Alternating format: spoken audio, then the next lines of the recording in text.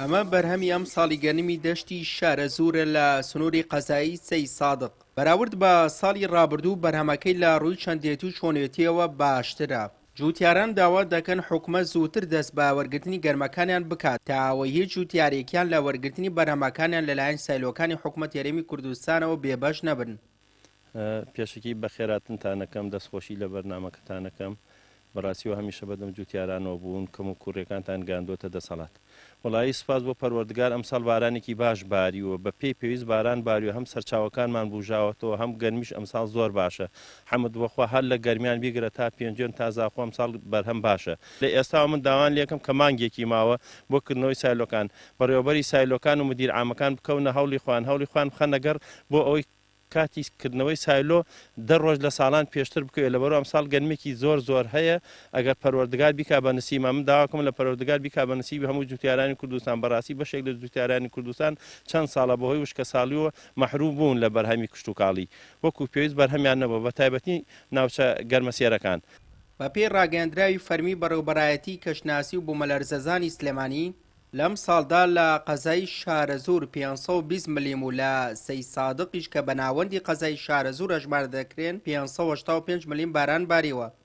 ئەم ڕێژەیە لە کاتێکدایە ساڵی ڕابردوو شارە زوور 313 ملیم و سەی سادقیش تەنیا 334 ملیم بارانی لێ باری بوو.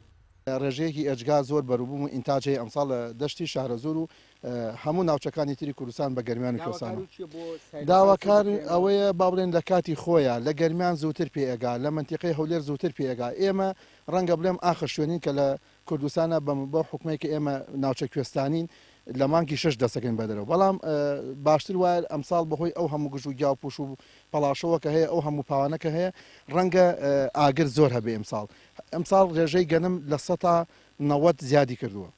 ڕێژەی بەرهەمی بەداخەوەیان نەڵێم ڕێژەی بەرهەمە با بڵێن کاڵک و شووتی و خەیار و ئەو بابەتانەمان لە 180 کەمی کردووە بەهۆی ئەوەی کە ئاو نەماوە خەڵکیش ناتوانێت بەرهەمانە بەرهەم بێنێ بۆیە گشتی پەنای بردوتە بەر گەنم و جۆ لەبەرەوەی ئێستا ڕێژەیەکی ئەجگار زۆر گەنم و جۆ دانەوێڵەکان هەن داوا لە حکوومەتەکەین لە کات و شوێنی خۆیان بتوانن سایلۆکان بکەنەوە بتوانن ئەم گەنمە وەرگن لە جوتیار. بە پێی ڕاگەاندراوەکانی وەزارەتی کشتتوکاڵی هەرێم هەر تەنەگەنمی جوتیاران لە سایلۆکان یاریمی کوردستان بۆ ساڵی 2022 بۆ 2023 بە 150,000 دینار وەردەگیرێت. بەهۆی بە پیتیەکەی دەشتی شارە زوور بەشێکی زۆری بەرهەمەکانی تێدا دەشێنرێت و ژمارەیەک هاوڵاتی بژێوی ژیانیان لە سەرە و پیشەیە. بەڵام بەوەی کەم تەرخەمیەکانی حکومەت و پەراوێزخستنی ئەو کەرتە تا ئێسەنەی توانیوە ئاسایشی خۆراک دابین بکات و ڕۆژانە بۆ پڕکردنەوەی خواستی ناوخۆ پشت بە وڵاتانی دراوسێ دەبەستێت و زۆر کاتیش هەر وڵاتانە وەک فشارێکی سیاسی و ئابووری دژی هەرێم بەکاری دێنن. سوێ محەممەد کەناڵی پەیام دەشتی شارە زوور.